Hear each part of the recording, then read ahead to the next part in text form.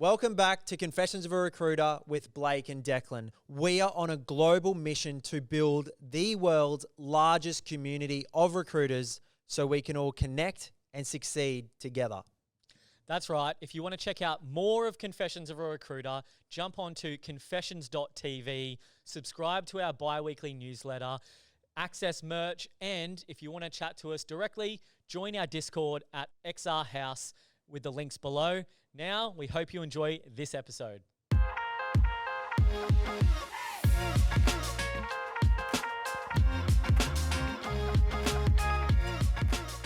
All right, so Sharni and Kris, welcome to Confessions of a Recruiter. Thanks for having us. Thanks for having us. Good to be here. No worries. You made the trip up from the Gold Coast. Yeah. So how long has it been that you moved up from the Mid-Coast to the Gold Coast? So I've been up for about 6 months now. Nice. Yeah, it's been a bit of a... I haven't really got to enjoy it because I've been so sick the whole time.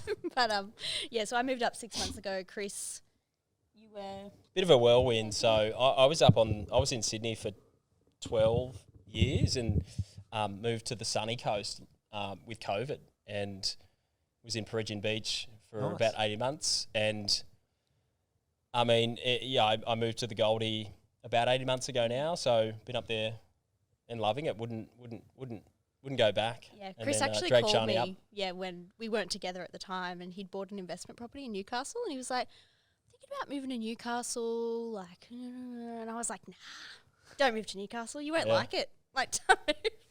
Yeah. So we kind of extended our little rendezvous. Nice. Yeah, we need to tell the origin story. Yeah, that's what I was we going to say. What's the life have to story? go. We have to go to the... This is very patchy, as bought an investment property, living in Peregrine. Yeah, there's you're a bit, pregnant. it's a bit scattered. Let's just give some Put context. the pieces together. Yeah. It's a recruitment love story. I recruited There's Kris not many into his of first role. Kris was actually my client, and he said, I'll pay your fee if... Yeah. All right, sweet. So Sharni and I met a bit over 2 years ago now, just through work. So I've got a background in fitness and sales, and I had a sales consulting business, and I was working with a client, and it happened to be Sharni's client as well. She was recruiting for my client, and so we met online, and she was recruiting some salespeople, and I was assessing, whether they would be a good fit, and so we're working together. We got on. Often not. Often not. No. I was actually saying I was like, I was finding these people, and then Kris was assessing them, and I was thinking, I hope this guy's getting paid a good retainer because he's doing half the work for me. Like, this doesn't really seem right. Or he's creating you more work so he well, can give he you was assessments. screening them out. Knocking I'm like, them can back. you not? Like, just doing Yeah, they weren't great candidates, some of them, but anyway, we volume, won't go babe, there. volume. Yeah, It's a numbers game.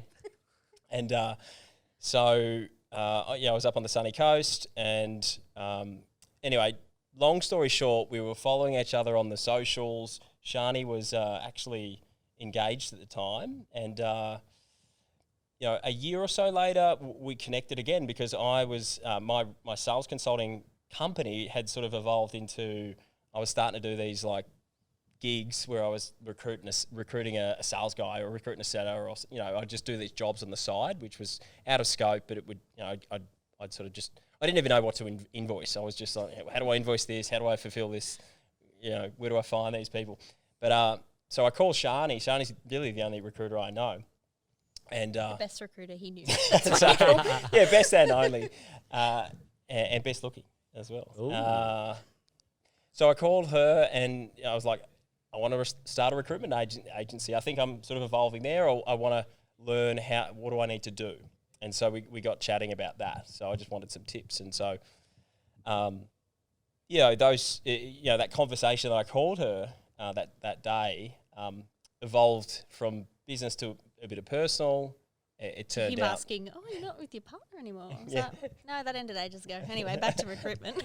You just passed them straight off. So this was 2 years ago. No, this is no. This was September last year. September? Hold up. September 2022. Yeah, this is September 22. This is super recent. This is recent. How good? Maybe August, September. Probably August, Somewhere actually. through last year, Yeah, anyway, midway through, July, August, September. blurry. And so we were chatting, got to personal, bit of a vibe there. You know, a couple of extra chats that were scheduled, and you know, we would. I don't know. We ended up chatting every week. Started about business. It was an excuse to chat about business, and then personal. I was heading over to Mexico. I was going on a month away, which was coming up in November, and so we were by this stage, you know, sort of October-ish. We were having a. There was definitely mutual attraction there, and but we weren't able to make a date because I was on the Gold Coast and she was in Newcastle, and I was heading away for a month, and I'm like, man, I'm going to be away for a month. There's something going on here.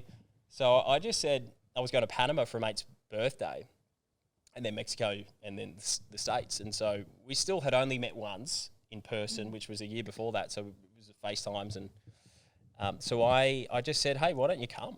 Why don't you come on the trip?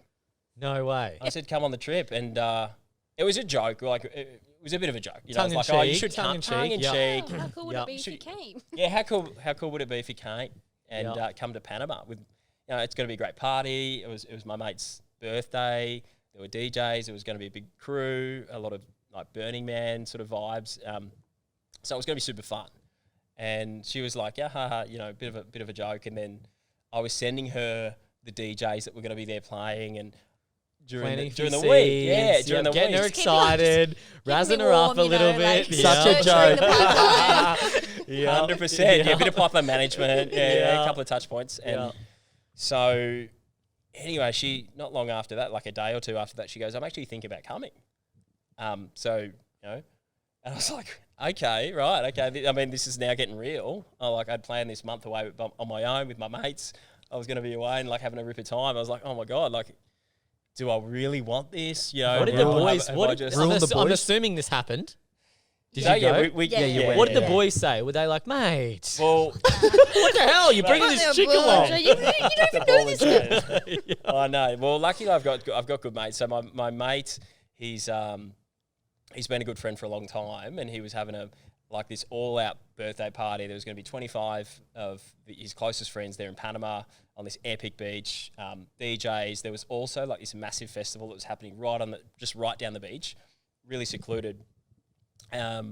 So I'm just going, wow, like, okay, so this, you know, do we do it? Do we not? It's going to be it's like high risk, super high risk. Like, what if we don't get on? Then I got to, you know. What if she doesn't party as hard as I do? Yeah. What if she out parties me? What if she out parties? What if she drinks me on the table? Which she did. She did. Yeah. And so a lot of questions going through their head. So I call my mate, and actually my mate's partner, because I was actually going as a surprise. He didn't know I was going, so that's a whole other story. But I called his partner who was organising the event, and I said, hey, so I've got this girl that I've been sort of chatting to, and I hadn't really told anyone that we were chatting. You know, it was not. I didn't really think it was going to be a thing. So I said, got this girl that I've been chatting to. We've sort of been chatting that maybe she might come over, and she's just gone, bring her, and like she started chanting, bring her, and I was like, okay, cool. And that was the energy I needed to then go, screw it, let's do it. Yeah. And we'd spoken about it as well. Yeah. We were like, look, if I come and we don't get along, like, we know that we're really good buddies and it'll be really fun, and we're just going to, you know, enhance the experience anyway. That's so it. It's fine. There's no pressure. Yeah. Yeah, a lot of detachment. It had to be detached from outcome. Like, had to go there. We were good friends. Like, we had a really good relationship regardless of whatever romantically was going to happen. So, yeah, we were like, all right, she needed a good time. Awesome. Needed a fun time. I was like, yeah, cool. If I can facilitate that, she's going to love the people there. They're going to be on the same level. Whatever happens will happen, and we'll both have a good time. So anyway, so then she books her flight 2 days before I'm due to go. And 2 days before we're due to go, she books a flight to Panama and happens to actually get there before I do, because she was leaving from Sydney. I was leaving from Brizzy. She's over there, and then mid-flight, like, she's halfway to LA, and she has a massive so you went meltdown. on separate flights, obviously. Separate flights. Yeah. Separate flights. Made my PA drive me to the airport, because I was like, if I drive myself, I'm not getting on this plane. You're driving me. Yeah, right. That's a big ballsy move. Massively ballsy, courageous from her. Like, I was pretty impressed. Hey, I was like even for me, I was like really like, wow, is this the right thing? And so I was really impressed that she followed through. And she was on the plane, had a meltdown, had the Wi-Fi, so she was messaging me. I was driving to the Brisbane airport at the time. So, but yeah, look, she got to Panama, stayed the night there. I'm en route, and then I get there the next day. And the first time that we kind of had seen each other, after, like that wasn't on FaceTime pretty much, was just outside this hotel in Panama in the morning, where I did a surprise with my mate. That we were all getting on this other little plane. I surprised my mate, and then I saw Sharni, and she's, just looking nice and just. What a love story! Yeah, and then she was only supposed to be there for the first week. It was a week, this party. Then I was off to Mexico, and I was gonna head on to New York, and so she was only going to be coming for the week. And then I think like 2 days in, we were like, "Nah, you're staying the whole time. Like you come the whole trip." And then we were together for 6 weeks. So it was a 6-week first date. How good! And then That's huge. Ended up like Christmas in New York, travelled through Mexico. Yeah, it was with an epic trip. girlfriends. Wow, Jeez. It was an unreal trip. Like the best time. Panama was epic. And then Mexico what was it like sick. coming back to reality and like, oh, you're back in Newcastle? Well, that was the hardest thing, going back to Newcastle and nothing's changed. Yeah. Like, so I thankfully went to Queensland first, and then flew back to Newcastle for work, and like got picked up from the airport, and again like with my PA, and I was like, oh, like, how's everything been? Like, what's happened? Like, because my whole life had changed in 6 weeks. Yeah. And she's like, nothing's changed. Literally nothing's changed. I'm like, oh, okay, that's good. And so I sort of just went back, and I had already been saying for about 6 months, I'd had massive changes, like huge changes in my life. And so I'd already been kind of saying, I think I'm going to move, but I just don't know where. Like, I'm not sure what's going to be the right place for me. And then going to Palm Beach on the Gold Coast, I was like, this is perfect. Like, it's very similar to Newcastle. The people there's like lots of entrepreneurs. Everyone's so friendly and so nice. It's not the small town like Newcastle still kind of is. And so, yeah, it was awesome. So how long had you lived in Newcastle for? My whole life. Your whole life? Yeah. So when you were in all these other recruitment agencies, like you're in a lot of big agency, right? Before that, was it Chandler McLeod? Yeah, so I only worked for Chandler. Oh, there was someone else. Was there some? Where else did you work? I worked for LJ Hookup.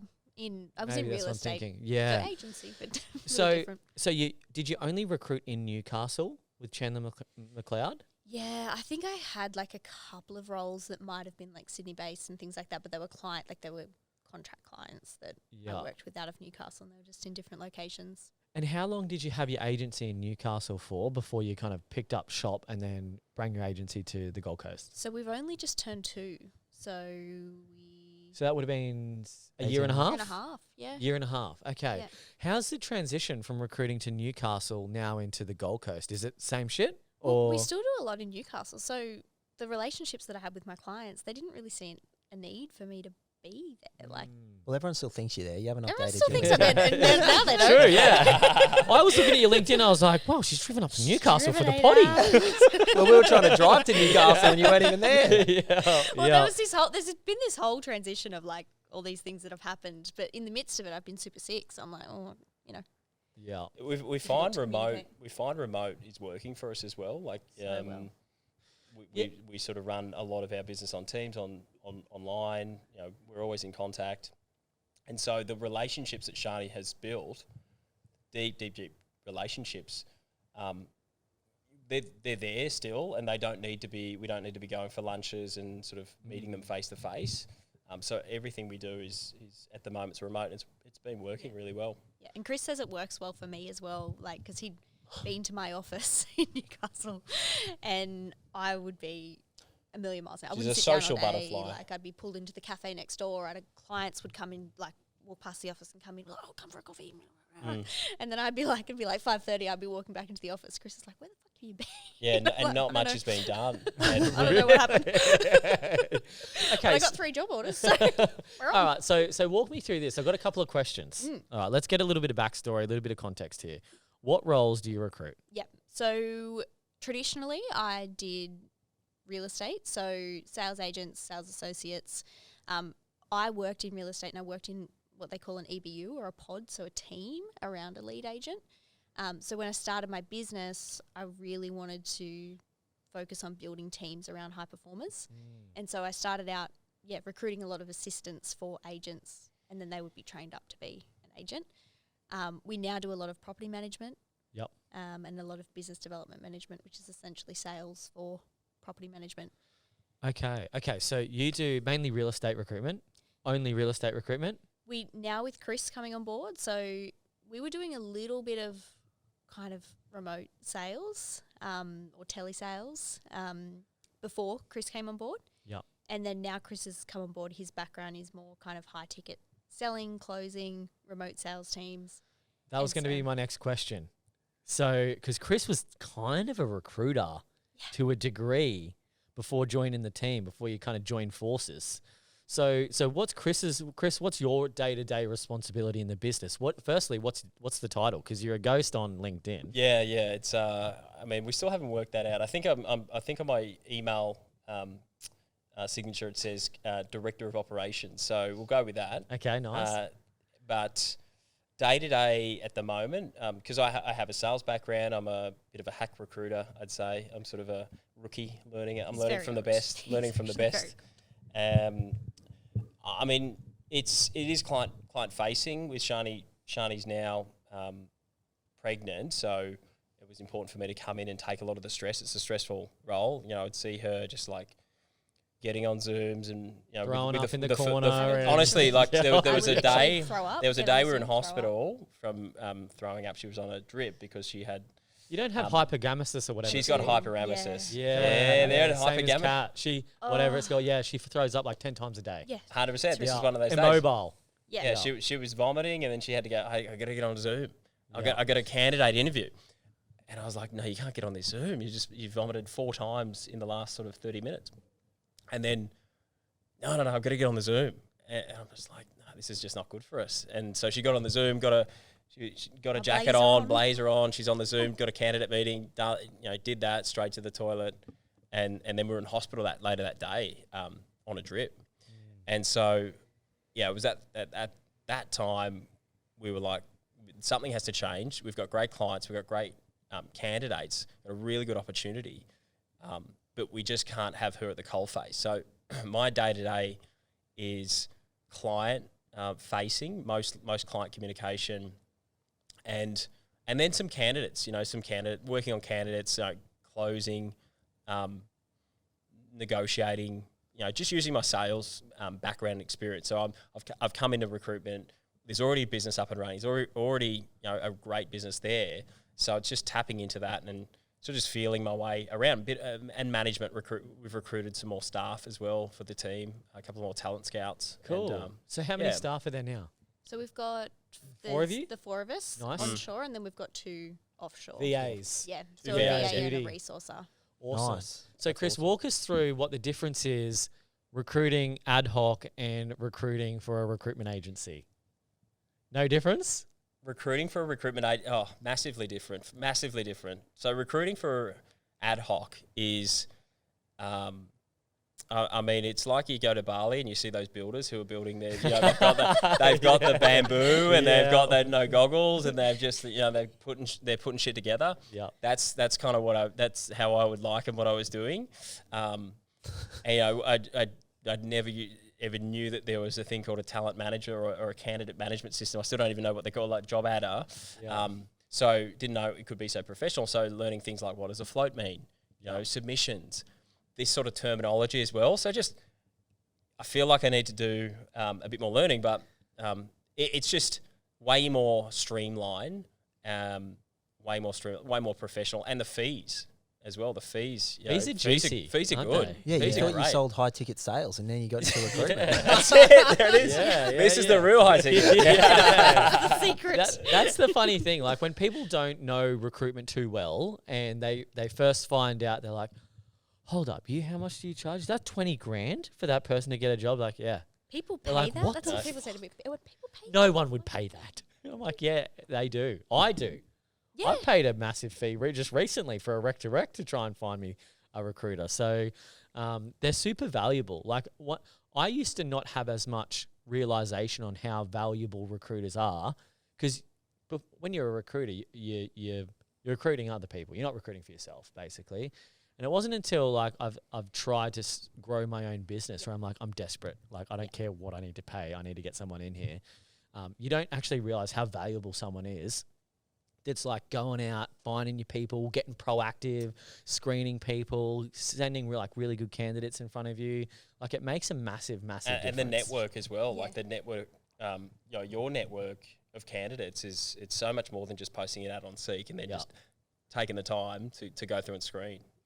It's having those connections and for a lot of knowledge. businesses as well, like we were saying before we jumped on, like the opportunity cost if you hire the wrong person or you don't hire anyone could be, I mean, for me, I calculated it and I went back and I was like, fuck, I cost myself like $1 million in just hiring the, not the right fit for my business. And then like once you add up wages and opportunity cost, it's a big number. I would have probably preferred to pay a 20 grand fee. Totally. 100%. It's an insurance policy against a big mistake, and they're costly. Yeah. Well, companies budget recruitment just as much as they do marketing. Do they? Yeah. Where'd you see that? A guy told me. Yeah,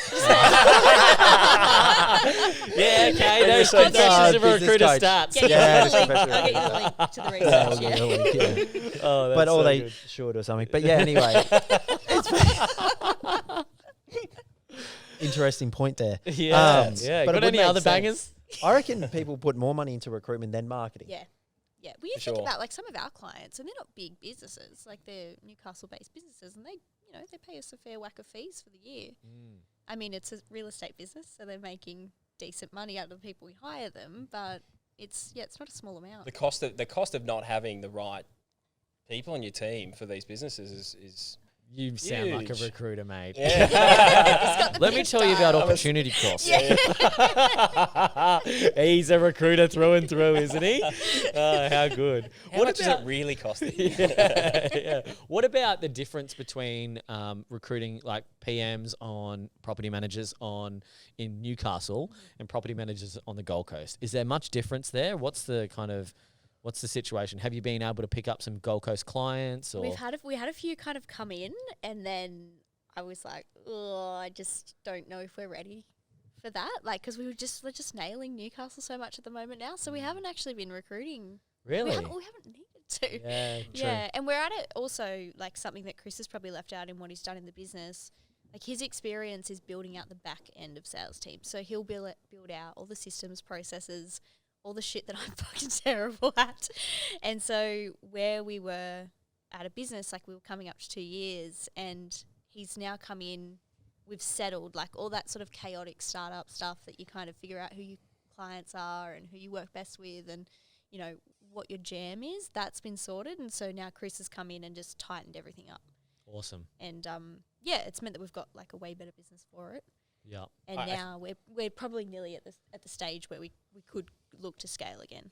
Cool. I think that local area knowledge is something that I've seen so valuable for what Sharni brings with Newcastle. And so, doing it in Palm Beach or doing it in the Goldie, we see massive opportunity. But I think there's a bit of work for us we'd want to have a better approach and just seek or, cold calling. We'd like to sort of understand sort of a bit more of the marketplace first before we kick off. Mate, you're a good-looking bloke. You're fit. You're a Gold Coast vibe, that's for sure. Mate, I reckon you could just be drop into the real estate agencies, mate. You just roll Just in. drop in. Hey, I'm Some- from SC yeah, Bun. SC Cupcakes. If you're property 100%. managers. What's the time, mate? Have you seen this puppy? This is a blue Panerai. If you work out opportunity costs, you may be able to get one. You would fit right in, mate. I reckon if you just did a little bit of door knocking, Sure. dropped in, hey guys, you guys needing some PMs? I got a bunch of PMs all over the place. They're Dude, do you need a lining up PM? at our agency looking for work. I know the vibe of this office. I've got like 3 people in mind already that I could send straight to you. Oh, mate, you would get jobs on galore, mate. There it is. That's There it right. is. That's look, the it's definitely strategy. in the vision. Put him to work. Yeah, pimp me out. Yeah, 100%. Stop hiding in the back. Door and knocking. get on the mate. Put him on He's LinkedIn. door not, knocking. he's not a Yeah. processes and systems, mate. Look the at front his shop. mug, mate. Back of house. Back of house. Yeah. I've been on Zoom for 4 years.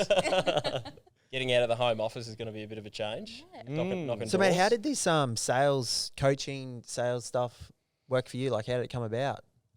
So I had a fitness company back in the day, and that's also where I sort of learned a bit about recruitment. It was I recruited hundreds of personal trainers in we worked with 24-hour gyms, and I would get the contract to manage the personal training services in that gym. So I'd hire PTs, put them on the gym floor, train them up, and then the clients that they signed up would be my clients, and I'd pay the trainer and pay the gym. And so we had 10 or so gyms on the books, about 40 or 45 personal training contractors at any time, a bunch of full-time staff.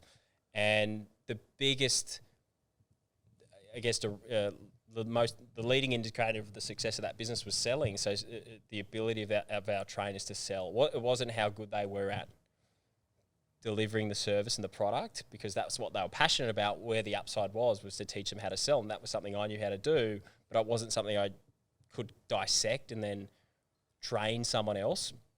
And so then with all these staff, I was just forced to kind of learn, okay, how do I take what I do well, put it into a process, and then train it, to these guys. And we were selling, we had rookie trainers straight out of the fitness college, 16, 17, 18, really young, and they were selling premium price services in budget gyms, these 24-hour gyms. So I just learned through reps and just a lot of training how to train people how to sell, fitness professionals how to sell. And business went bust. So learned hard lessons. First business went bust. And my first few gigs after that, after I had that business, were just sales consulting. I had a bunch of friends in business who, their team wasn't financial planning business. Their team, they weren't converting, so he wanted sales training. I had a travel agency that needed coaching for their reps, and so I just sort of fell into this sales consulting gig and just built a business out of that. So just basically fell into it, and then I've moved more into the online remote space, and that's sort of where I've carved out a bit of a niche, like coaches and course providers. Is there any opportunity here to like combine these two skill sets, or are you doing that already? Or it's kind of what we're doing, yeah. So I've brought. Yeah, so I still do consulting, coaching. I still do all that on the side, and so we've brought it under the one banner now. And we see a good opportunity because we're just doing perm recruitment at the moment. Most of our recruitment is perm. So the business model, which I'm learning, it's relentless. It's relentless. Whereas some of the consulting and the training stuff, it's a lot more consistent, and so it adds a lot. And if we can combine those, which I think we can, we're a great team. We make a great team. I think there's a lot of opportunity there. So we're working on that now. It's all sort of still new. Here's an idea. Putting it together. So this reminds me of Rock. So at our last sales recruitment agency, all we would recruit is salespeople, right? We're salespeople ourselves. We can see a good salesperson. We love the thrill of the chase. And so because we were recruiting salespeople all the time into sales teams, what our boss did, he had like an affiliate with like a sales training company. And the agreement between them was, I will offer your services to my clients as a value add. You've got to go in and do a free session, culture, sales training, management, whatever it might be. And then if you sign them up afterwards, then you sign them up for whatever you want. And the guy, I think it was called like Diamond Sales or something like that. And basically the guy had like a 90% upsell rate. Like he would come in, it was like a 4 hour half day. And all the decision makers had to be there, had to be a certain amount of people, blah, blah, blah, had to like fit this criteria basically. But then you got a free, you'd be like, oh, look, I'll recruit 2 sales reps for you. I'll also send out a formal sales guy. He'll do some people and culture training with your new reps, with the rest of your team, with your managers. Then he'd come in, do 4 hours and upsell them to like this $50,000 a year package. And then just rinse and repeat. So it kind of sounds like that's good. Yeah, it's super close to what we had kind of envisioned. Yeah. Because I always thought, and like you guys would see it too, like you recruit a good person, but you put them into shit environment, they're never going They to become succeed. bad. Like, Yeah. Sure. And that's why I just wanted that to give context. So how has it changed your agency? Because I know you've only worked at one agency for just under 3 years, but there's no training in recruitment, right? no, You're which just- is why I came from real estate where I everyone's thought you got were a about to coach. say that's why you got the ticket to Mexico. Get me out of this place. Get me out of this hellhole of an industry. No, but like I came from real estate where everyone's got a coach. You get external trainers in every sales meeting, which is every week. Like, and then I go into recruitment, and I was thinking, like, fuck yeah, this is going to be the same thing. And then I think we got an external trainer in once. Like we had great internal training, but it was a lot of kind of compliance and like I don't know, contracts and work health and safety, which is all really important, and I'm super grateful I got that. But I was like, there's a massive opportunity being missed here. No one knows how to sell. Yeah. Like you guys are doing massive numbers and no one knows how to sell. They know how to take a job order. Yeah. And so I kind of just felt a bit restless, and that's why I ended up going back and recruiting for real estate, because a friend of mine who owns an agency, a real estate agency, was like, oh, do you miss real estate? And I was like, I actually do, and that's what I miss about it, is that everyone is so focused on training, they're so focused on personal development, and whereas, recruitment just doesn't happen. It's weird, so isn't it? bizarre. Yeah. So have you become a better recruiter Yeah, that's what I was gonna now with Kris giving you the, oh, baby, you didn't close them hard enough. So- Give me the phone. Give me the phone. What's I happened? was jumping on a call. So I was doing these calls. We did this search project for one of our clients, and I had this script, and I was like, I'm pretty good. I'm pretty good at sales, right? And so I said to Kris, let's do a role play. Let's do a role play. Oh my God. And he stumped you. Bad He move. stumped me. I was like Really? nearly in tears because he just You stumped weren't me. in tears, No, I but wasn't. But I was like embarrassed. My ego was hurt. I was like, Really? "You So was stumped Kris the me." client? just tonality, just a bit of tonality, Yeah. bit of Who's the upward candidate? inflection. Yeah. A little bit uncertain. A little bit too friendly, not assertive enough. Yeah, that was the way. I the love one that. Bit of percenters. tonality, bit of upwards inflection. You want to yeah. sound like you know what you're talking, which you do. You want to sound like it though. Yeah. You want to be a little bit more of an authority. Got to speak that's with it. the gut a little bit. Find your real voice. It's all about the sound. We do warm-ups in the Yeah, morning. yeah, Yellow yeah. leather, what is it? Red, yellow leather. Yellow leather. I can't even do Red it. leather, yellow leather. Yeah. Bit of vocal warm up. Yeah. Yeah. No, but Gotta I'm get those definitely articulators. 100% way better Cool. recruiter. Like, I think that's the thing with recruitment that is so cool, is like you can get by your strengths. And then if you do add a little bit of training in around that, then you're just so far ahead of anyone else. And so we've ended up now, we're kind of like crushing it because We've got an example, like one of our and this is when I was still learning, like fresh off the boat, looking at learning recruiting, and we had a great month. Like we've had a couple of record months as well, which has been great. But there was probably the first sort of real close that I had in recruiting was we had a PM who was a gun, a really high value sort of like highly paid A player, and we had a role that needed to be filled, and we had been sort of discussing or like chatting in talks with a PM who was at a new agency and not really happy, not super unhappy, but not super happy, and when she was a gun, and we had this other role, and so one of our talent scouts she came back and she said, oh look, she's just going to stay put for now. She's going to ride it out for the next 6 months and just see how she goes, and then if nothing changes in her current environment, then she'll be sort of open to a change. And I'm like, to hell she I is. was like, man, we got to get this, we got to get her. And so I'm like, I'm gonna call her. And so called her and just had a good come to Jesus. Talking about doing the right thing by her, loyalty.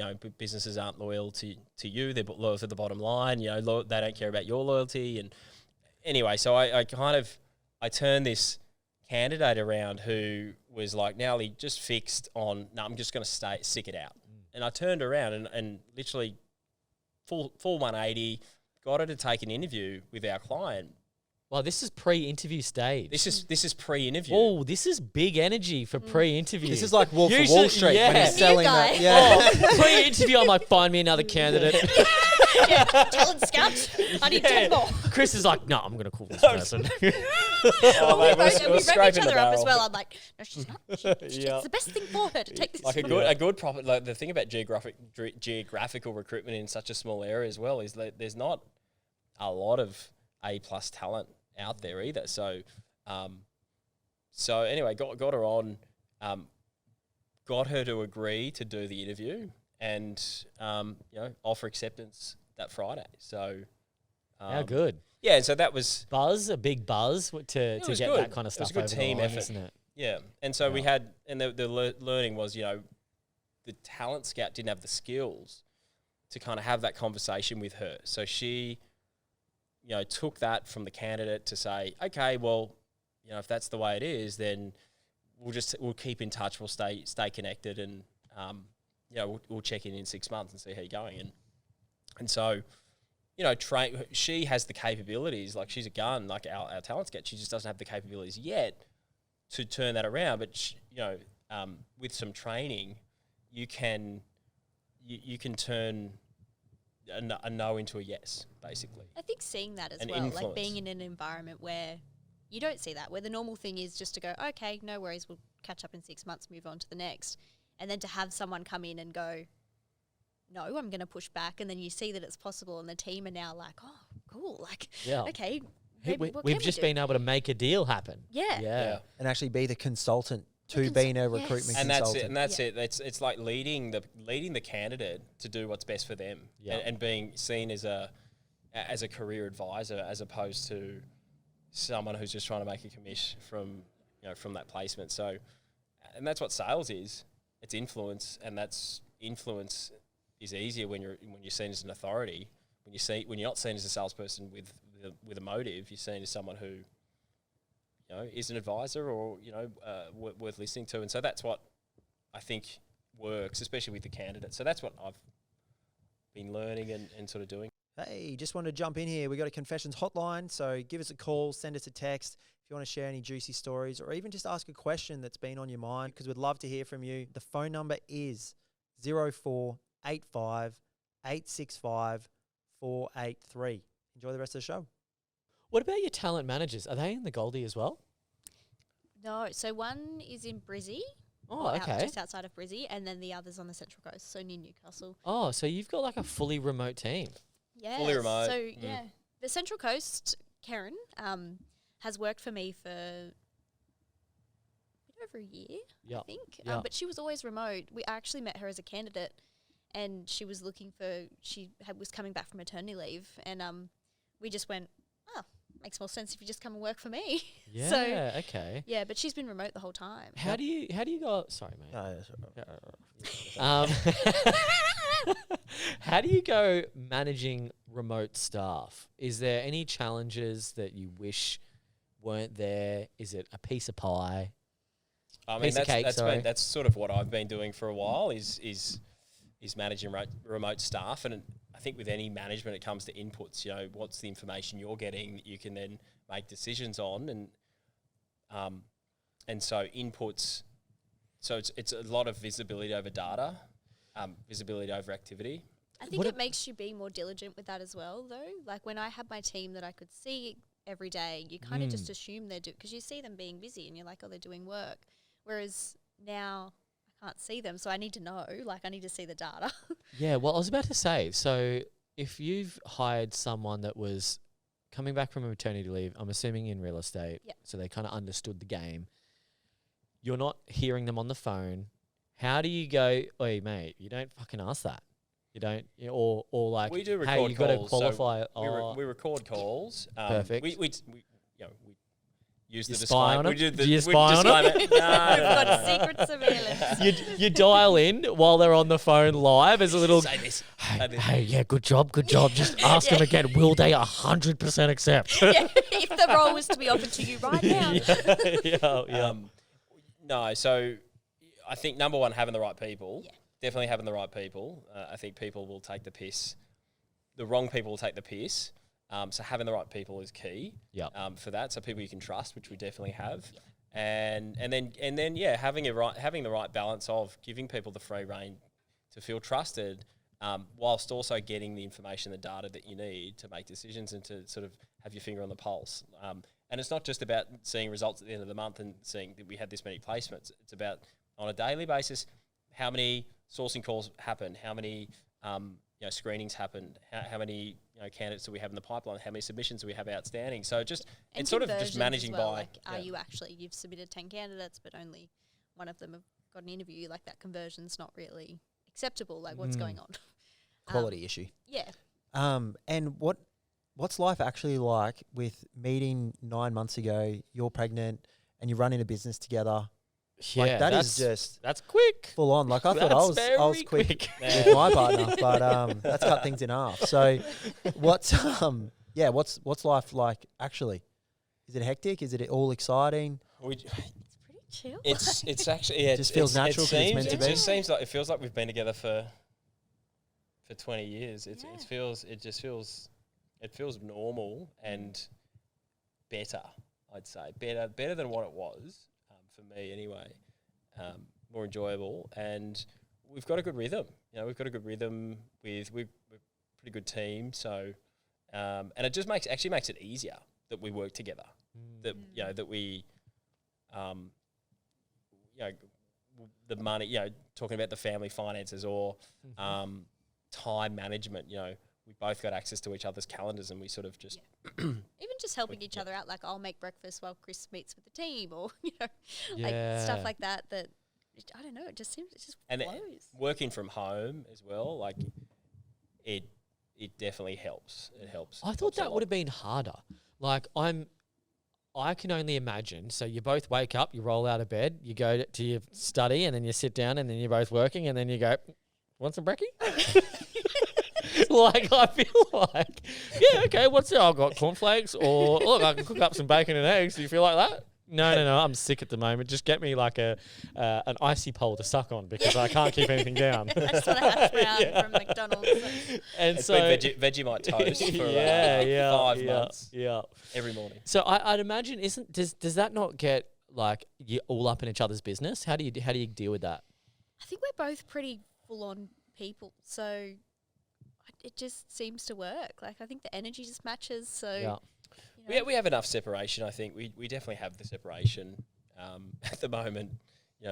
She sleeps in a little bit more now with being sick, and so I get up and we've got a new puppy dog, so I sort of feed the dog and get him sorted. Then I go to the gym and have a bit of time, have a bit of Chris time, and then during the day, like I could be in meetings or just working in my zone for 4 hours, and then just it helps that it just helps to be there together, because then I might need lunch. And so yesterday I was like right in the middle of a one-on-one, and I had this like amazing steak with an egg on top, like an amazing steak with an egg on top with these beautiful vegetables next to it, and I'm like, how good's this? Yeah. And, Okay. Do you reckon there's something attractive about watching your partner in their zone doing something that they're good at and at work?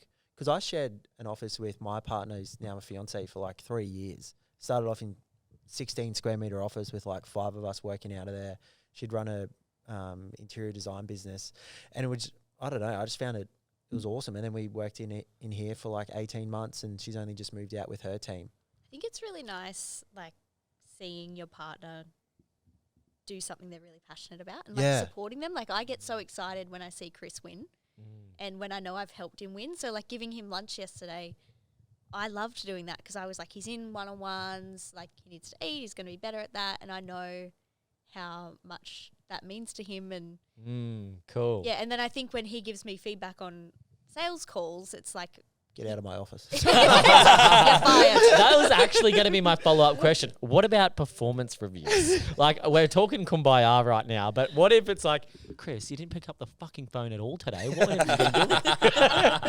Well, we spoke about this afternoon because I was like, back end. I work on the back end.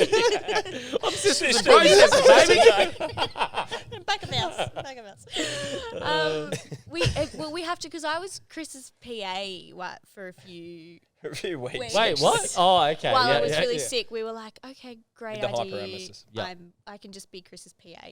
And there were some mornings where I was like so sick that I didn't want to have our daily stand-up meeting and hear about how you need me to book in your bloody haircut this week. Go fuck yourself. But no. Because that's a weekly thing by the looks of it. Yeah. It is. I've gone a fortnightly. Just push it back. Yeah, push it back. We got a baby on the way, so I'm a you know, fortnightly gotta man myself. Oh yeah. Yeah, I'm fortnightly. I think sometimes if you get it weekly, it's like too fresh. Yeah. Too fresh. Yeah. Totally. Sharp. Like fade. And you look forward to it by the time the fortnight rolls around. 100%. You're like, ooh, I'm looking fresh. Stinging. Stinging. Yeah. I would always get the beard as well. Yeah. And then I wouldn't do anything to the beard in the meantime. And so that was my biggest. I would be looking forward to having a clean beard. Yeah. Nice Mate, tidy beard. We must have the Guilty same pleasure. routine, mate. My missus has got hyperemesis as well. Yeah. I go for my fortnightly haircuts, mate. Yeah. I don't think 9/11's real. All right, let's talk about that. I'm kidding. So it's going off your point. I think it would be really nice to see your partner like in flow, getting some wins and Yeah, it that is. kind of stuff. Yeah. We do, like, in terms of performance feedback, though, like, we do give each other feedback often. And I don't, like, even with your team, I think this is probably the best way. It's not a big event. It's not personal. Like I understand that Kris needs what he needs out of me and the business is better if I'm doing the right thing. And the same goes for him. I don't know, like, we don't make it uncomfortable. Well, It's kinda I'm just pretty deliver it. I'm loving having like a savage business owner as a partner, and just it definitely it's impressive. And Is she it's, savage, mate? I don't know. She just Yeah, seems like the she's cute a- little, nice girl. That's how I get him. Yeah. She lures him in, and then That's what you meant to think. no, it's really cool. It's really cool, and yeah, you're right. Like I watch her in her flow, and it's I definitely feel that like attracted. It's an epic to see someone in full flight. It's just awesome to be a partner. So yeah, I think we've got a great thing that for a lot of people is very unconventional. Very unconventional to have gone this route so quickly, and then to be living together and working together and having the same business and baby on the way. What's next, though? Like, surely you're tapped out of all the things you could do as quickly as possible. No, mate. House. They find. I'm a House. few years House? ahead, mate. Okay. Yeah, House. you'll find House. things for him Find to things do. to do. Yeah, that's what I found. I thought things stop when you get to milestones, but they just get increased Do and things they? get bigger. Yeah. and- Yeah. What's quicker. been the biggest or the most unexpected? Another baby, surely. Oh yeah, so we have a blended family, and then we moved in within 5 months of meeting. Dee was pregnant within another 9 months of moving in, and then we started a business. Yeah, 2 weeks I started after we found out Dee was pregnant, Oh. and then Dee came back from maternity leave in her own business. So yeah, it all happened pretty quick. That's quick. That's Yeah. quick. Bought a house 2 years later, I think. 2.5 years later. Yeah, last year. No, 3 years later. Yeah, I remember hearing remember. when Dee was pregnant for the first time, and I was thinking, fucking hell, Decker, what have you got yourself into, big dog? I was like, oh no, his life's over. I was 26. Yeah. That's I was right. like, oh no, he's cooked it. He's He's done. he's got a He's done a business. number on himself. He's just got her pregnant, and his life's over. But it's ended up being the best, hasn't it? Yeah, and who did you call when you got your missus pregnant? You Yeah, I me. called you. I was like, mate, is it really that bad? You're like, mate, it's fucking great. I was like, really? He's like, oh, mate, don't worry, mate, it'll be great. I was like, all right. And it has been pretty great. how's the sleep? How's the sleep of a newborn? Oh, mate, Sleep's it's really okay. not that bad. Yeah, you get your missus That's and good. the newborn to sleep in a different room. Mate, that's so good. It's all right for us. Yeah. With It's all no good. Wi-Fi. Make sure there's no Wi-Fi. Knock on the Turn that neighbour's shit off. door. Just turn it all off. No baby monitors. They'll get hacked. Yeah. EMF. Yeah. No, it's okay, right? Is it okay? I can't really remember. You were so sleep deprived. Oh, What's your we're getting mixed reports, so Yeah. we're It depends on your kid. we Like gear it up. Amy came in the other day, yesterday, with her son, and she's like, "Yeah, we just do one night each." They both got the time off, but yeah, I remember being pretty stressed. Pretty much, I had no money and a baby and living at mum and dad's. So yeah, it was. Wow. Yeah, I full on. reckon it's like Elsie is my daughter's name. Elsie's 1.5, and I reckon I get less sleep now that she's 1.5 than I did Yeah. when they're a newborn. Like their voice boxes are only so strong, Right. so they're like, and you And then- sleep right through it. But when they're one when and a it half, breaks. they're and they're stamping their feet and moving around like that. And you're like, holy shit, I've got to And then they have You have to do regressions. something. Someone's going to call the cops. Are they the leaps? Yeah, the leaps. The yeah. regressions. You got to get Little Ones, the app. It's like an app called Little Ones. It tells you when hell's about to come. Yeah, you can predict. I don't think I want to know. Yeah. Well, I think I and just want to be. we kind of ignorant. we're listening to friends, but not totally listening because it's like business, right? Like people are like, "Oh, running a business, it's horrible," and yeah, you have days where it is, but for the most part, like it's pretty fucking cool. Yeah, the best thing Dee taught me was we're going to make our kids fit into our life. We don't fit into theirs. So, like, there was still, like 50 Cent was going hard. That's like, epic. Yeah, music was In the still club. up. Sage is going to CrossFit, doing a couple muscle ups and shit. Yeah, She's she like did 2.5 jiu-jitsu when years she was old. 2. Yeah. She'd just roll around on the mats. Yeah. We went to the Broncos game when she was 6 weeks old. Yeah. Oh, wow. Yeah. Yeah. So, yeah, you That's just commitment. you just Yeah. make them fit in. That's Yeah, what you bring him in. Like we've got the we've got the little training wheels on now with the puppy. So we thought before we got the baby, Mate, puppies are harder. we'll get a Yeah. puppy and we'll Puppies just are test way ourselves. harder. And it's been a learning experience. Puppies and are annoying, mate. puppies. They are annoying. Yeah, they're They just hard. yap at you. They bite They're a bit ya. yappy, their body. Yeah. I think when they get to 3 months, though, they get even worse. Like, you're still in the cute phase, Cute, yeah. but they get like 3 to 6 months. They're just like, you want to get rid of them. The first couple of weeks, we were like, we've hit the jackpot. Like he's an angel. He's really I think the cute, though. puppies have a leap as well. Do they? I think the puppies have leaps. It felt like he was this angelic, chilled out little boy, and then he just became just bit unruly, terrorized us, yeah. terrorized Yeah. the house. Yeah. But yeah, so that's the same thing. Like make the puppy fit into your life is the advice that we got. So we're sort of trialing that with the puppy as well. Yeah. Well, absolutely. You put him in the box and then you bring him up, and Yeah. he's currently hanging out as the office dog for extra recruiter. Haven't heard of him. Yeah, he's actually chill as, isn't he? That's good. Should we do some Got of a these bit of whiskey questions? in his water. Yeah. Should we? Yeah. What do you reckon? All right. Oh. I think Logan's organised them. So they're good Oh, ones. really? Oh. Are these newies? You've organised them? You've shuffled them? Okay. Yeah. All right. Organised. We'll ask one each. This is usually how we kind of softly round things up, get to know you a little bit more before we jump off the potty. So the first question, I'm going to ask both of you this independently. Okay, Kris, what's the biggest month you've ever had? Revenue wise, Yeah. I think the month we just had. Yeah. No, it's got to be Yeah. independent. Just you alone. What's your biggest billing? As a As a okay, recruiter. so as a recruiter, I mean, Never built it. I haven't built shit. I did a They're all did my a- clients. You don't do 50-50s if he's like screening and calling the He's clients. closing the candidates. Yeah, I So just much. became a That's my lead. director of a recruitment company without being a recruiter. You're sleeping with the boss. Straight to That's the it. top. I was like, yeah, good on you. That's how you do it. Maybe ask Sharni that one. Sharni? Well, I'm assuming surely if I would be giving Kris at least a 50-50 Oh, for for tucking that candidate, yeah. that A grade candidate back in and getting her the job. So we're gonna call that 4K.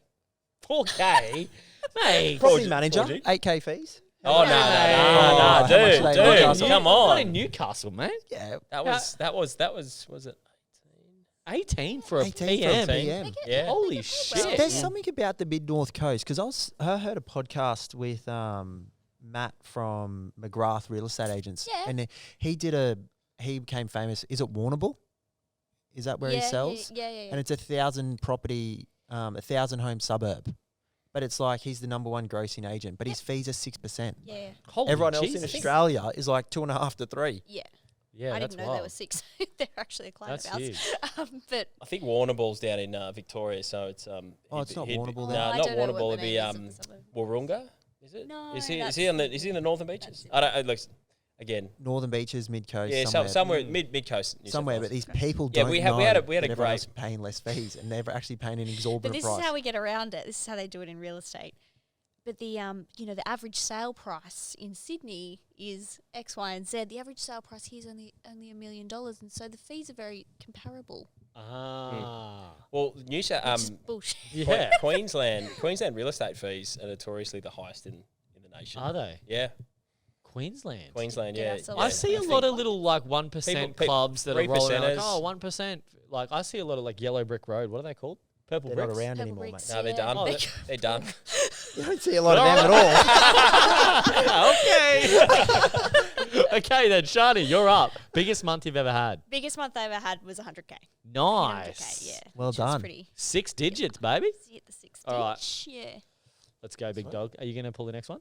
Yeah, I can have a go. Do you trust Pull, me? we'll pull it, mate. Pull it quick. I'm just fucking with you. The smallest month. No, I'm joking. Oh, the in the that was red. a stitch up. That was a joke. So Ooh. we're doing a role play. Here we go. Oh, You two no, are good I'm at this. scarred from this. This is Chris's element right now. Is that context? Yeah. Do you want me to give context? Yeah, you can context. Okay, so this is what the card says, but then I'll give you context. Candidate applied for the job 9 months ago. So the context is you've got a client, you're working with them, they're like, yeah, send us candidates, blah, blah, blah. You send off an A-grade candidate, you're like, boom, this deal's done. The client comes back to you and goes, oh, they actually applied for a job of ours 9 months ago, so technically it's not a fee, but we're going to employ them. This happens to us all the time. Beauty. All right, what do you got? What's your objection handling technique to be like, no, these are the reasons why you still owe us a fee? Remember that meeting that we had, you know, how we have those quarterly meetings and we spoke about how it's a partnership, and we actually speak about this all the time. So my clients know. Yeah. So Okay, so let me start.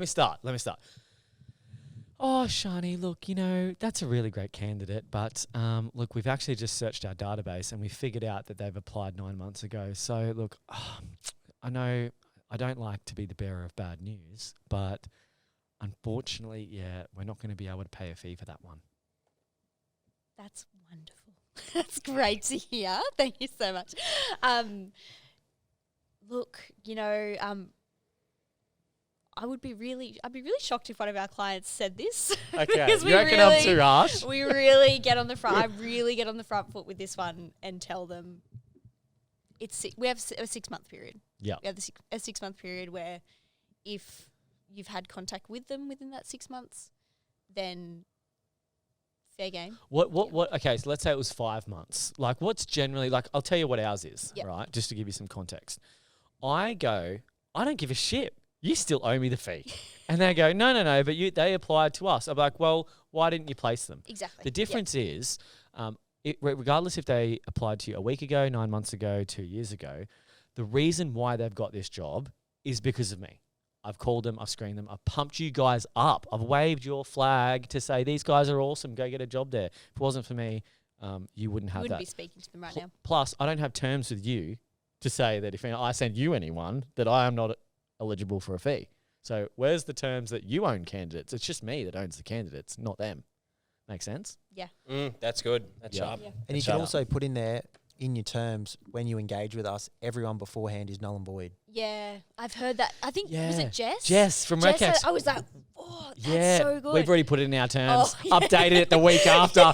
Any candidate we put forward is assumed that you've already tried to contact them and they're no luck. We also, the other thing we do as well is we only take on work exclusively. And so we say to the client before we take on the role, anyone that you have been in discussions with, you need to send us through, like, disclose that before we go, start talking to people. So often they'll send us a list of like X, Y, and Z candidate we've contacted, and like one good, we don't have to waste our time. They're not suitable anyway.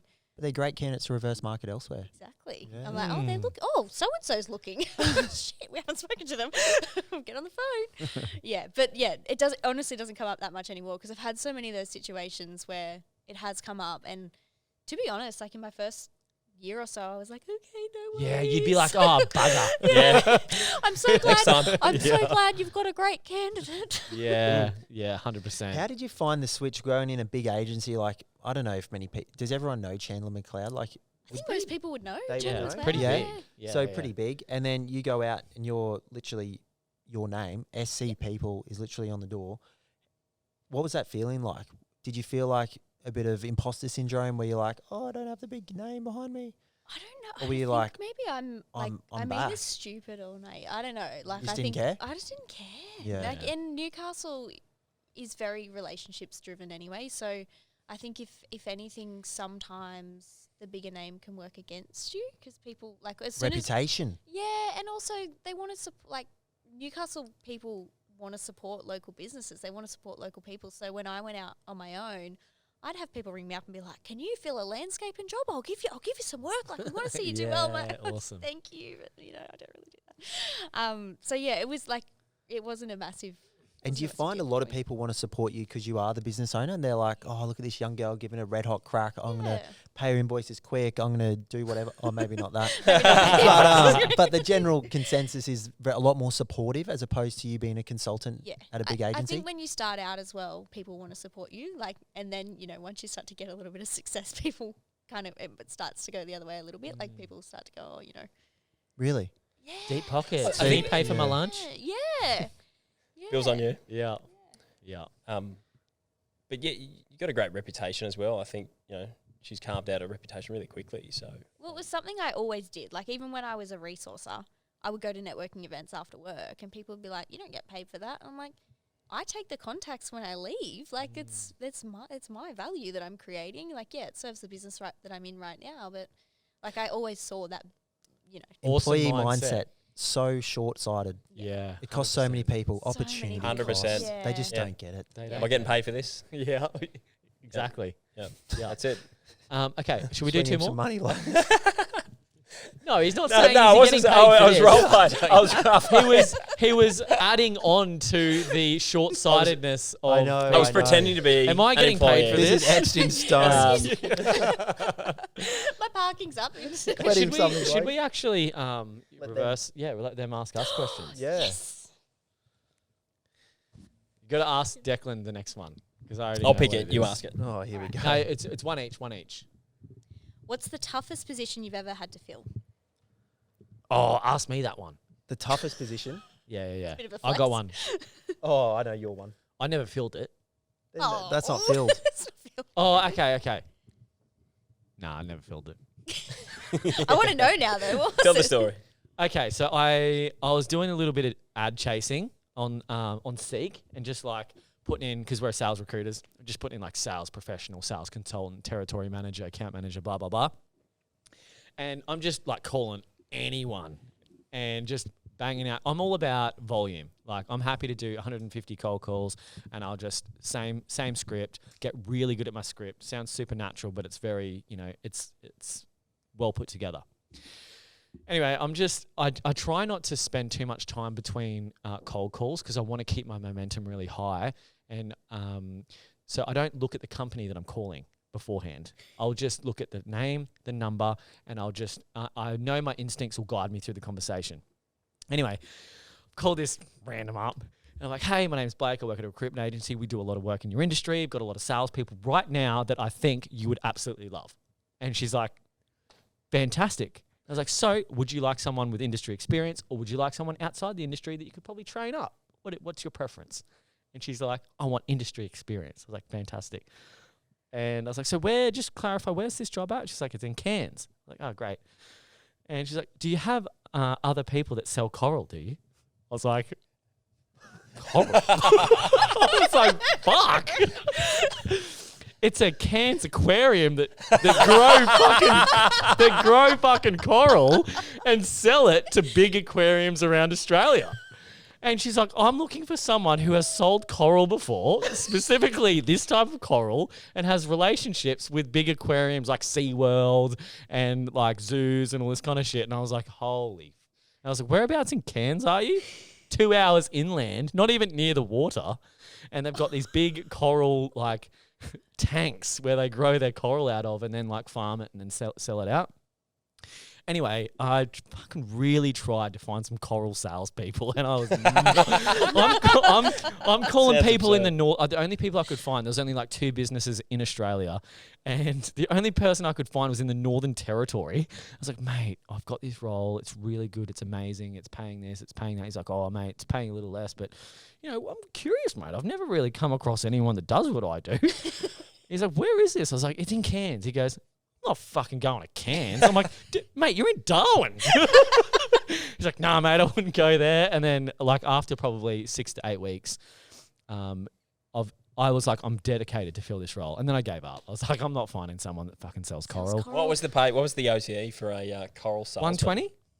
120 OTE, Okay. 80K base, car, comms, but they had to have coral sales experience. So only one catch. And I was like calling people from like Pet Barn and all sorts of shit. Like, hey, you want to go out on the road? You want to be an on-the-road sales rep? I know you're in retail right now, but I mean, do you sell anything in Pet Barn that relates to coral or fish? Like, I was pulling every straw possible, and unfortunately, no go. I had 2 recruiters on the roll too. I wasted a lot of time and resources on that puppy, but they were full fees, so I thought it could have been worth it if I did it. Anyway. The hardest roles that I've recruited, one would be a weighbridge installer. So there's this. Yeah, You've done one of them? Yeah. Oh, not an installer. No, sorry. Yeah, they install the weighbridge. Another one was like a retail sales assistant. Yeah. For Dish, a couple of years ago. What do you mean, mate? That's a seek ad. Whack that puppy up. Mate. Sky's the limit. Huge OTE. I think flexible working Flexible hours. work from home. Yeah. work from home. In retail. No, I was in North Lakes, and we went walking around just chatting to people in the shopping centre, trying to find someone because we were so adamant. And then a friend of a friend ended up filling the job. But yeah, there's been some tough ones, or control valve sales reps that can sell control valves. Technical sales is tough. Yeah. Industry knowledge. Yeah, like coral. Yeah, Things like coral. that. Coral. Fucking coral beating Mate. it. Like, fucking threw me on the phone. I was like, she's having... the locksmith. Nah, locksmith, that's another one. Threw me. I thought she was taking the piss at the start. She's like, oh, you got someone that sells coral, do you? I was like, come on. And then I looked at her name, and I'm like looking up at the website while I'm like half on the phone pitching her, and I'm like, holy shit. Do you position her to say, we've got a gun salesperson who can learn coral? Look, I They tried. sell underwater rocks. Yeah. Look, I tried so many times to like change the brief because I was like, look, I'm not having any luck finding you someone that sells coal. She's like, you said you had heaps of people that you're thinking of right now. It would be perfect for the job. I was like, look, I did. They all got jobs. yeah, I spoke to them and then turns out, they're not interested anymore. So we got to change the brief. And she's like, no, we're not changing the brief. We're sticking to our guns. I was like, you're never going to find anyone. That was good time. Do you take your job like that on contingent, or do you have a process where you sort of take an engagement fee or at least get it exclusive? At that time, this was probably 3 years ago, it was just contingent. We only started adopting like retainers. Now we charge 50% of the fee up front and then 50% when the candidate accepts the job, which is a big game changer. Yeah. But at the time, it was just, contingent. You've got 10 jobs you're working, 3 might come through. And then you sit there and look at the numbers and you go, fuck, I'm literally wasting 70% of my time doing nothing, like not getting a result. And so when I first spoke to Declan about retainers, it was very foreign. I was like, someone's going to pay you what, like 10 grand to start the recruitment process? And he's like, yeah, mate, it's fucking great. And then we started doing it and people pay it. People are like, look, especially with the whole COVID thing, when it was really hard to get staff. And the pitch was really easy. It was like, look, I've got 10 clients desperate for staff. The only way you're going to get, priority is if you pay me half up front. You'll be my priority and then I'll focus on you now rather than all these other jobs. So if you want to get like bumped up the priority list, you just pay up front. And they're like, whatever, I'll pay up front. I need staff. And then the whole retainer becomes so easy to pitch. At what point in your business did you decide, like, was there kind of a pivotal moment where you were like, we cannot do contingent anymore? Because I've found, like, I started out, I was like, oh, I'm only taking on clients exclusively on retainers, and I did a few, and then I had a few clients who were like, oh, we'll bring you on, and then I started doing more and more contingent work, and then it was like a breaking point for us, where, not a breaking point, but it was kind of like, I got sick, the business had reduced capacity, and so something forced our hand. And Kris had come in as well with fresh eyes. And I was like, what do you mean? None of these people are why- paying up front? why, how did I get here? Like, why are we doing this? Yeah, no, we're not doing that anymore. I like to structure the desk by having at least like 30% retainers. So you always try and sell them as much as you can in a client meeting, do a pitch deck, do the proper pitch, and then exclusive as a bare minimum. And then if I want to if they're a new client that I want or I've got a float, then I'll go, hey, it's contingent, but I know I'm working them. It's just a slower part of the process. So you're somewhat engaged, but you want to get them, 2 or 3 candidates. Are these your only candidates? Hey, let's go exclusive. I'll prioritize your role, or I'll knock $1,500 off the end invoice. Do you have any other candidates in the mix? And they're like, oh, nah, but yeah, mate, all right, I'll go exclusive. So it's sort of just like pushing them along that thing. Yep. It's a couple of things. If I do like you goodwill, let's go fee, retained. Cheaper fee Yep. is another one. That's good. Yeah, totally. All right, one more question. Alrighty. Okay, candidate gets offered a job and wants to think about it. What do you do? Ooh, this is you, mate. Yeah, I'm not good for the tough questions. I just say it's worked for me a lot in the past is, yeah, mate, look, it's your decision. I can fill the role with anyone. If you want to take it, let me know. It's your call. Go for it. That honestly, See, I did that last week. Like a guy was tossing up between car sales or to take a job for a packaging company. I gave him a bit of like inside knowledge because I used to sell car sales, and it's not going to be a progression. You're a glorified retail salesperson, but mate, I just want you to know, like, whether you take this job or not, if you want to do in B2B sales, I wouldn't be, worried about going into car sales. You got a career in this other opportunity, but mate, I just want you to know, like, there's no pressure from my end. You're the one making the decision. I'm not the one going to work every day. That's just my 2 cents. If you want to listen, he's the good guy. You want to know what I say? Tell us. He does it in a really nice, polite, non-pressure, kind of almost like a reverse psychology. Like, oh, mate, I'm going to fill the job anyway. It doesn't bother me. And then, like, they'll come around. Generally, I go really hard at pre-qualification before offering them the job. Yeah. So let's say the client's like, all right, we love this guy, 100K, plus, whatever. I'll call the guy and go, hey, mate, look, good news. I'm having a chat to the client this afternoon. The conversation's going to go like this. There's you and 3 other candidates. Now, I don't have any decision-making power in this process, but I can shine the light on certain candidates that I think is going to accept the job, because that's my role here. So I need to ask you straight, will you 100% accept this job if you're offered? And they're like, I don't know, depends what the money is. Like, okay, cool. All right, so if it was 100K, would you accept it? I'd have to think about it. Fair enough. If you have to think about it, you have to think about it. However, when I have the conversation with the client and they go, tell me about Dale, and I go, he's 100% on board at 110K. Tell me about Josh. He will have to think about it at maybe 100K. What's going to happen then is they're not going to be interested in you. Because if they've got someone that wants to think about it at 100K and they've got someone that's super keen at 110, they're going to go for the person who's interested in them. Human nature, the more interest you're in them, the more interest they show back at you. So I need to go back to them with what you will 100% accept at. Because if I don't, you might not get the job. And they turn around and go, 110. Like, all right, I'll get you 110. But if they don't offer you 110, would you still accept 100? Because I know that the offer's at 100. No, I don't know, mate. Are you sure, mate? Because I just want to walk the fine line between getting you as much as possible and getting you the job. So I'll pitch for 110, but if I can't get you 110, would you still accept 100? Fine. Great. Call him back an hour later. Good news, mate. I got you 100. He's like, oh, great. And then, usually you're not, going through the whole, I need to think about it. So I'll sometimes get to the point where a candidate will literally have to think about it, and I just don't offer him.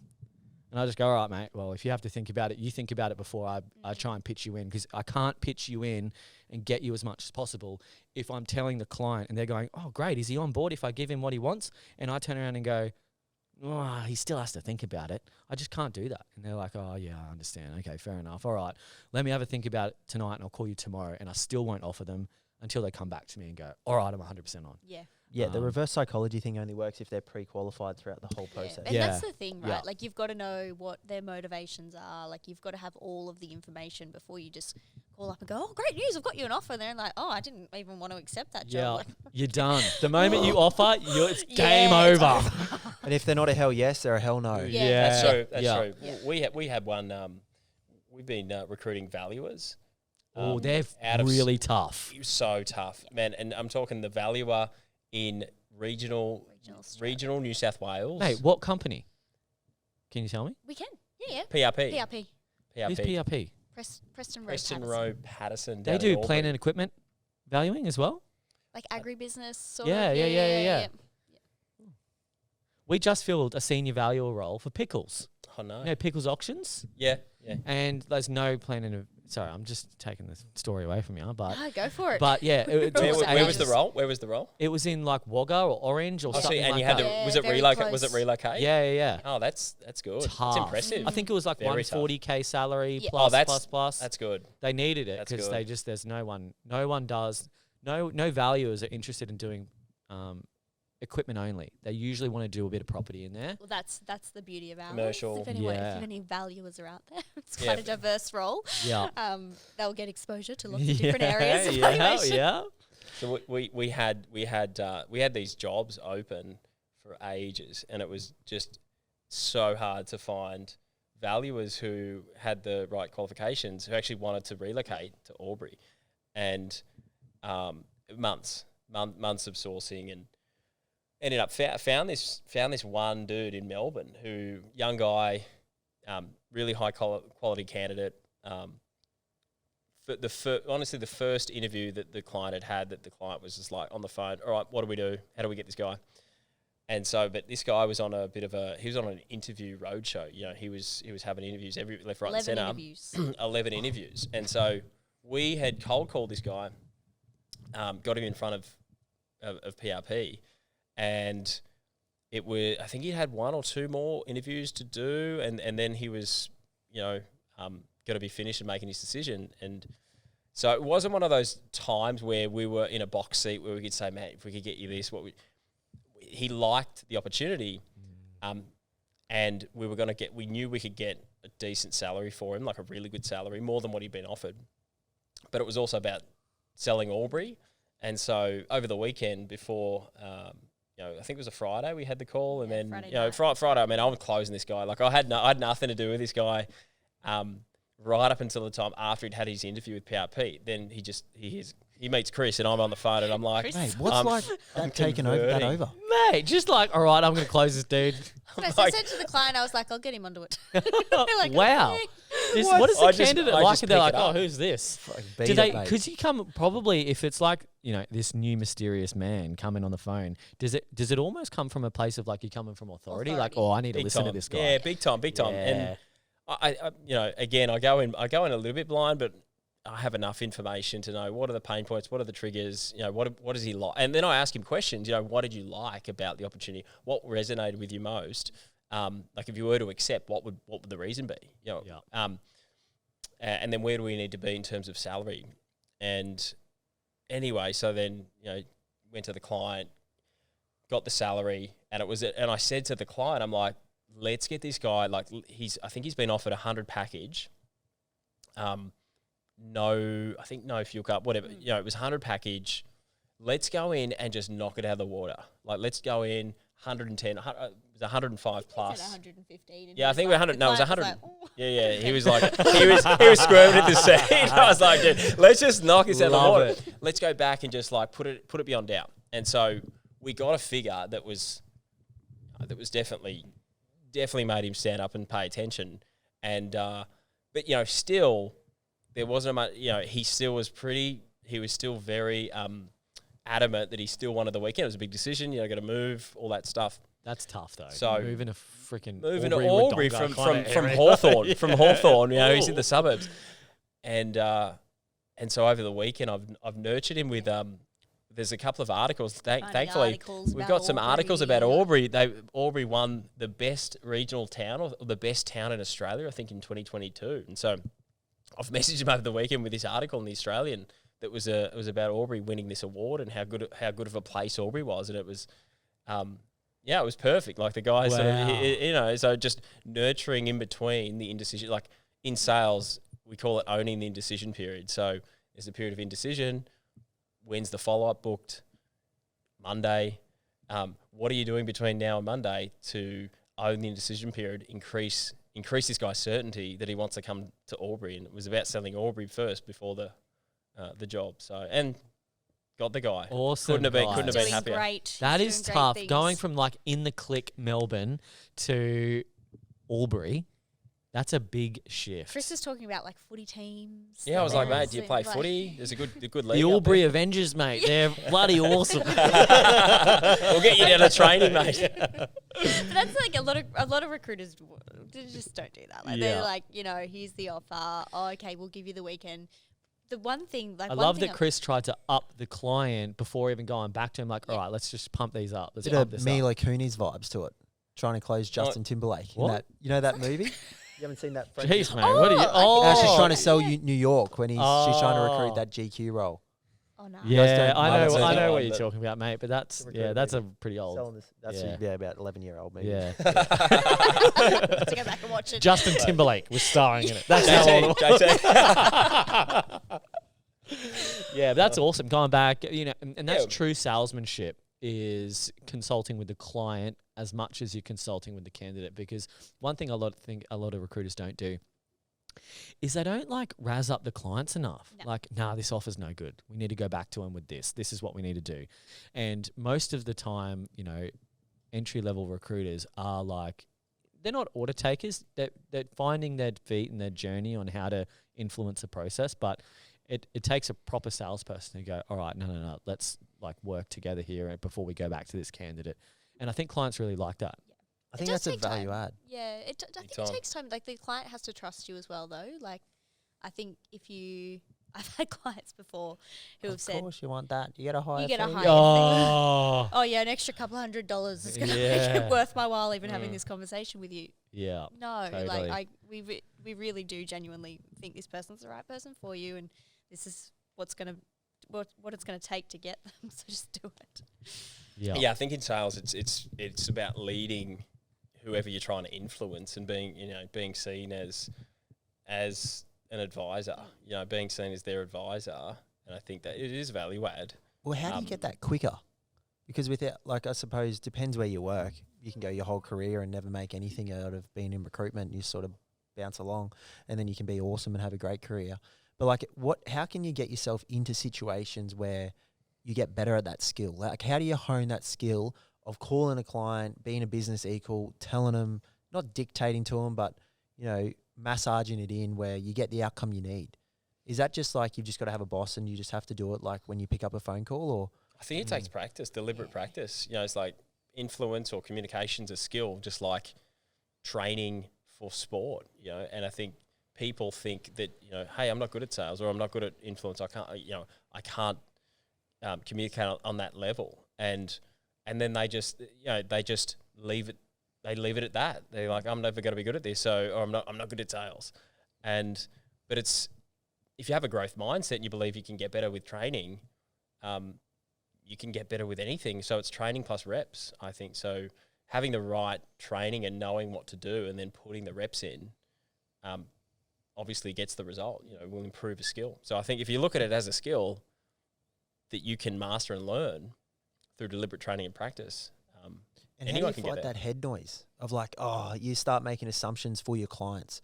Oh, no, I don't want to call it. It's end of financial year. Everyone will be busy, or, I better not call now, or It'd be too early. it'll be too early. Call reluctance. Yeah. Call Oh. reluctancy. I mean, I think it's different for everybody. So Have you ever had it, or you just don't care? I get it. I still get it now. Yeah, still I get it feel like now. it's creeped in Yeah, but 5 maybe years worse. Have you Yeah. got call reluctancy, mate? Huh? Yeah, I had it the other day. I just got a bit GB. I was like, I'm not calling. And then I got on the phone. I was like, oh, shit, I can do this again. Yeah, I had one of Yeah, I my just I've wigged got myself a out. mentee, like a recruiter who I mentor, and she messaged me the other day. She's like, "Oh, I've just had a really bad cold call, like this guy, and I just didn't know what to say." And I responded back, and I was like, this amazing response. Then I read the response, and I was like, "Fucking hell, I just take my own medicine." Like, Yeah. like don't let one call. That doesn't. The way that call went does not sort of depict your whole day, and it doesn't say anything about who you are as a recruiter. Like, some of the best calls I've ever had were the worst calls I've ever had because I learnt the most. This is what I said to this girl while I'm sitting there going, "Oh, I don't want to make that call." Yeah, totally. I think action kills the fear. It does, When you hey? get stuck Yeah. in, you just rip in, and the more you can procrastinate on it, the bigger the reluctance gets, I think. So just ripping the Band-Aid off. But it's hard. It is Yeah. hard, like, especially in a remote team, managing remote salespeople. Man, like, if you don't have eyes on people like that, all the time, all day, people they'll get stuck on their phone. They'll they'll find a smoothie to make, or another piece of toast. They'll make their bed. So Man, there's so many other things to do. They do that shit for me in the office. Oh, sorry, Blake, I got distracted. I was like, with what? Oh, I was just scrolling. I was like, oh, okay. Yeah. Anyway, enough about my team. No, I love my team. They're awesome. Okay, so before we wrap up, there's one big question that's on everyone's mind. Boy or girl? We're having a girl. Girl! Yeah, Nice. Yep. Yeah, having a girl's awesome. They are. They're really cool. Have you thought about names yet? We've actually picked it. We've got a name. Like picked it. practically. Have you named her? We've got a name. Yeah. She's got a name. She's She's got got a name. What's yeah. her name? Indigo. Indigo. Nice. Indy. Yeah. That's a really nice name. That's got to be one of my favourite You names. kind of have to Indy's say a that. nice I feel like name. that. Everyone says that to us. We're like, Yeah. "Oh, they We're like, can't." are you being legit? No, I or- think Indigo's like a really good name coming up at the moment, isn't it? Isn't it like a new name that like everyone's using? I don't know. I mean, know. Indy. we thought it was They will be original. Little now. baby Indy. When they Indy. hear Confessions of a Cute. Recruiter, they'll be like, Indigo. Yes, yeah. it will now after It'll take off. 2022. Yeah, Trendy. awesome. All these recruiters having kids. Well, thank you very much for joining us on Confessions of a Recruiter. Really appreciate you guys coming here, and really looking forward to hearing how the journey goes. Thanks so much. Awesome. Yeah, thanks for having us, Thanks guys. for It was having fun. us. Thank Appreciate you. it. Thanks for tuning in to another Confessions of a Recruiter podcast with Blake and Declan. We hope you enjoyed and got a lot of value and insights out of this episode. If you do have any questions, or you would like to recommend someone to come on the Confessions podcast, we would love any introductions. And remember the rule of the podcast: like, share, and recommend it to a friend. Until next time.